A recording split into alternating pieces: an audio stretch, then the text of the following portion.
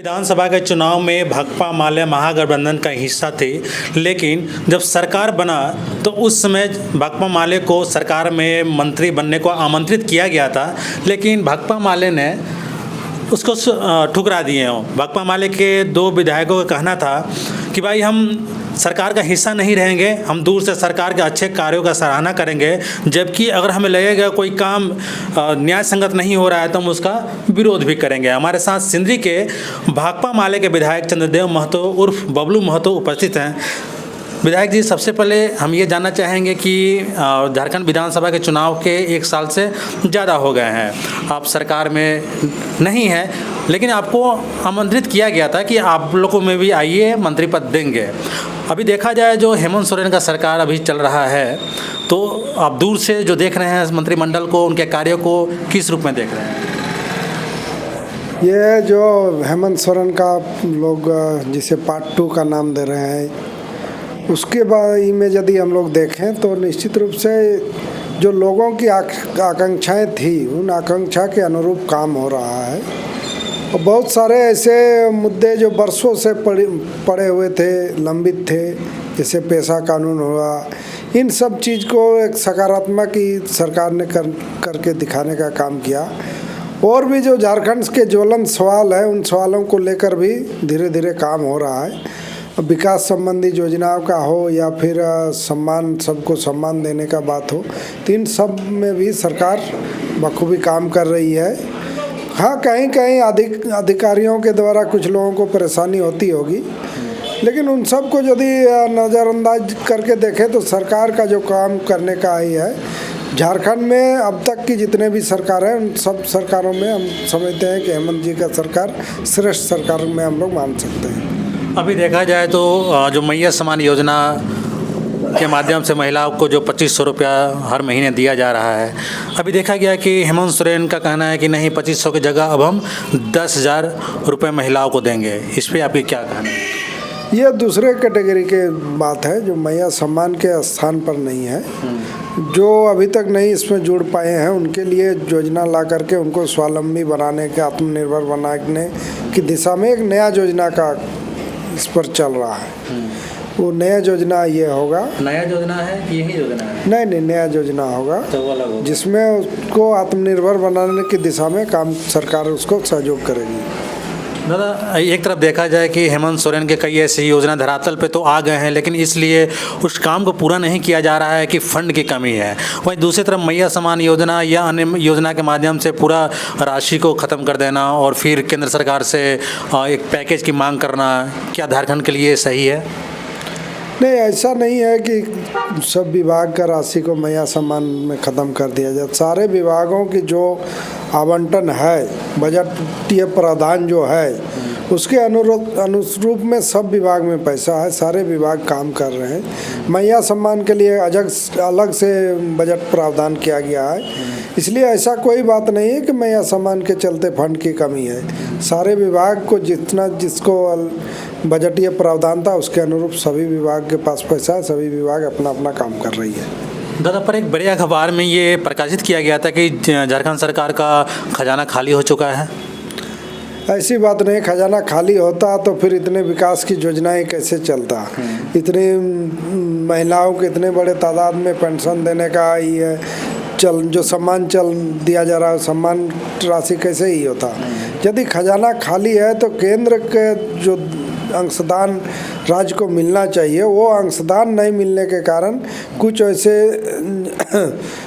Pension का हो या फिर दूसरा जो हो, उन सब में बाधा पड़ रही है। चूँकि नियम है, जब तक केंद्र की राशि नहीं आती है, राज्य अपना राशि उस पर ऐड करके नहीं दे सकती है। जब केंद्रांश आएगा तभी राज्यांश विमुक्त किया जा सकता है। तो ये चीज़ को लेकर के कुछ हो सकता है, कहीं किसी योजना में, किसी पेंशन का राशि में अभी तक विलम्ब हुआ होगा, लेकिन राज्य का जो ही है उसमें कहीं कोई ये नहीं है, खजाना भरा हुआ है। हाँ, मनरेगा का नाम बदलकर विधायक जी राम जी विकसित भारत जी राम जी कर दिया गया है, जिसको लेकर महागठबंधन के नेताओं की तरफ से विरोध किया जा रहा है। आपकी क्या उसमें दृष्टि है?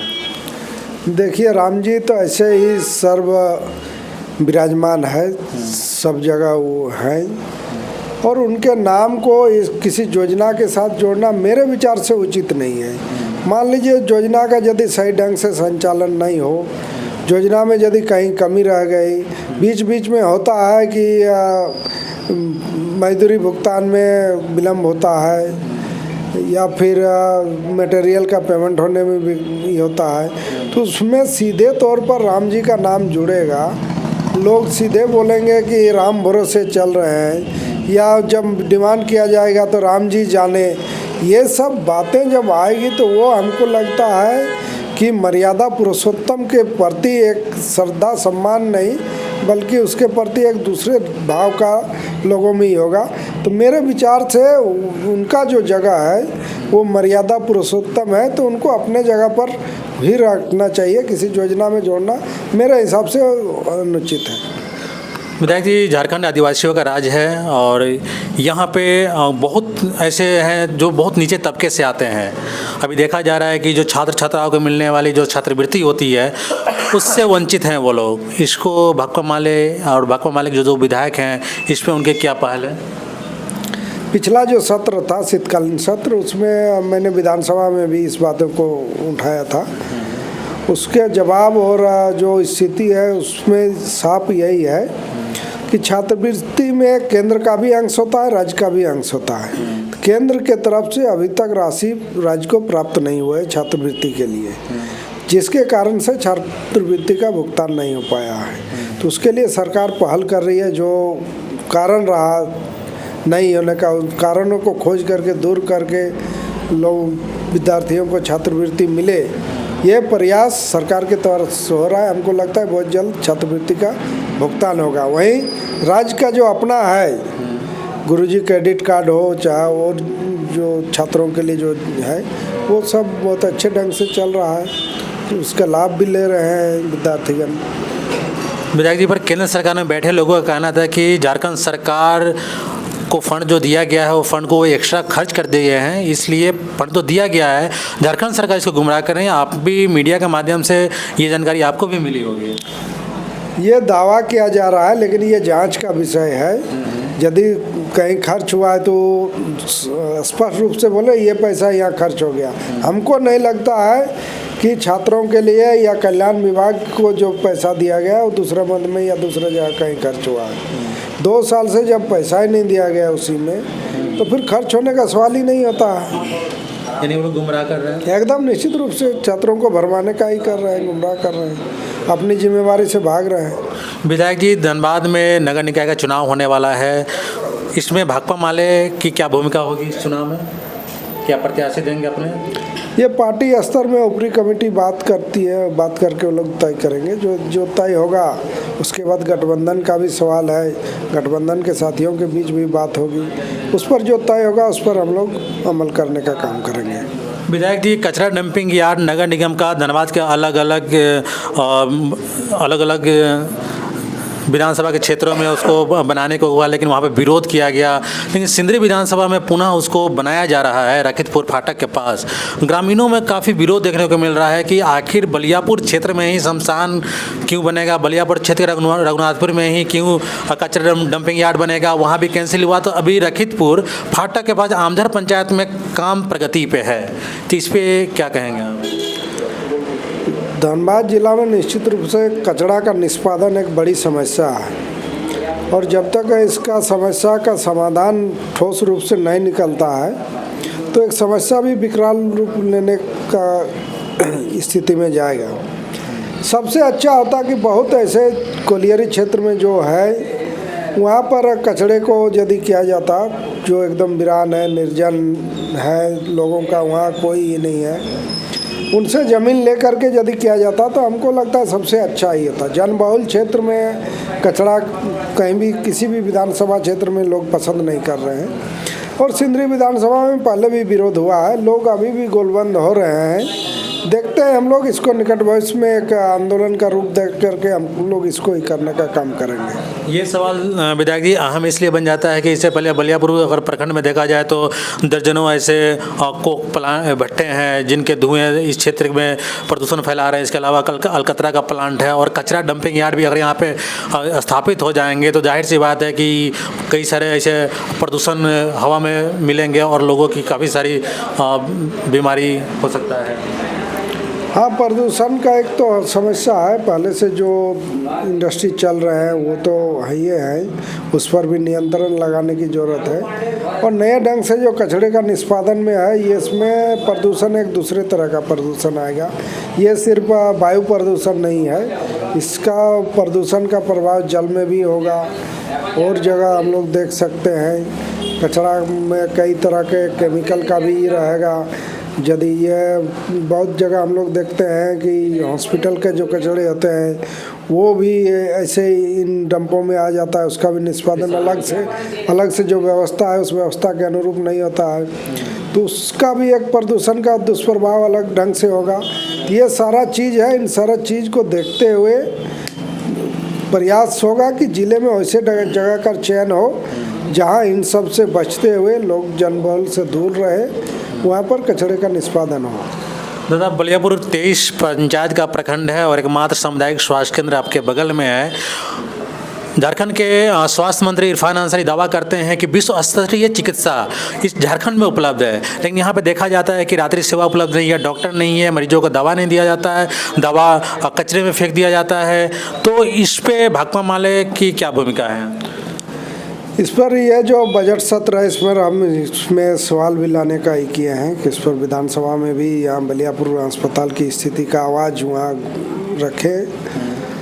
और यहाँ जो प्रभारी का भी शिकायत लगातार लोगों के तरफ से आता है कि वो मनमानी करते हैं, मनमानी ढंग से आते हैं। कभी रोगियों के प्रति वैसा उनका कभी रहा नहीं कि इलाज दें। दूसरे कुछ लोगों को शायद डांटने धमकाने का भी काम करते हैं। वो अपने आप को मंत्री जी का कलीग बताते हैं, उनका पूरी तरह से संरक्षण का दावा करते हैं, दिखावा करते हैं। तो मित्र हैं। इन सारा चीज़ का जवाब हम विधानसभा से मांगना चाहेंगे कि कलीग साथ पढ़े हुए यदि है तो उनको विशेष रूप से यदि छूट देने का काम हुआ है तो उस छूट के खिलाफ में भाकपा माले खड़ा होगी और भाकपा माले जरूरत होगा तो आंदोलन को भी जमीन पर उतारने का काम करेगी। विधायक जी, प्रधान घंटा रेलवे ओवरब्रिज कुछ साल पहले ही बना था, जिसके बाद वो भ्रष्टाचार का भेंट चढ़ गया, वो जर्जर हो गया, टूट गया। उसके बाद जांच हुआ तो पता चला कि वो खतरे में है, यानी कि भारी वाहनों का आवागमन उस ब्रिज पे खतरे में है, जिसके बाद उस रोड को बंद कर दिया गया। तो ये रेलवे ओवरब्रिज कब तक बंद रहेगा? क्योंकि भारी वाहन का परिचालन जो है मुख्य सड़क से होकर जो हीरक रोड से होकर गुजरती है, जिससे बलियापुर चौक में विकराल जाम की समस्या देखने को मिल रहा है। इस पे क्या आप कहेंगे? ये लगातार जितने भी जिला में बैठक हो या फिर विधानसभा में भी बात के रखने का हो, सब जगह हमने रखने का काम किया है। चूँकि रेलवे सेंट्रल की इकाई के रूप में है तो बहुत ज़्यादा हम लोग का हस्तक्षेप उस पर नहीं हो पाता है। फिर भी राज्य सरकार के माध्यम से कोशिश कर रहे हैं कि उसको जल्द से चालू कराया जाए। यदि ओवरब्रिज चालू नहीं हो पाता है, आरओबी यदि चालू नहीं हो पाता है तो पहले जो व्यवस्था थी फाटक लगा करके गाड़ियों का आवागमन चालू करें, ताकि विशेष करके बलियापुर से जो हीरक रोड है उस पर जो इतना लोड बढ़ गया है, आए दिन दुर्घटना भी हो रही है, तो उसमें भी वृद्धि लगातार देखा जा रहा है। तो इस पर भी रोक के लिए फाटक खोल के आवागमन चालू करें, इसको हम लोग देखते हैं दिए हुए हैं। उस पर ज़रूरत होगा तो हम लोग आंदोलन भी करेंगे, सरकार के माध्यम से भी इसका समाधान का प्रयास कराएंगे। बहुत बहुत शुक्रिया विधायक जी। जी, तो ये थे सिंदरी के विधायक चंद्रदेव महतो और बबलू महतो। सिंदरी विधानसभा के तमाम समस्या के बारे में हमने इनसे चर्चा की। उम्मीद करते हैं कि आने वाले समय में सिंदरी के विधायक चंद्रदेव महतो और बबलू महतो काफ़ी बारीकी से उन समस्याओं का निष्पादन करेंगे। उम्मीद करते हैं आपको ये इंटरव्यू अच्छा लगा होगा, तो लाइक कमेंट शेयर जरूर कीजिएगा। मिलते हैं अगले वीडियो में, तब तक लिए धन्यवाद।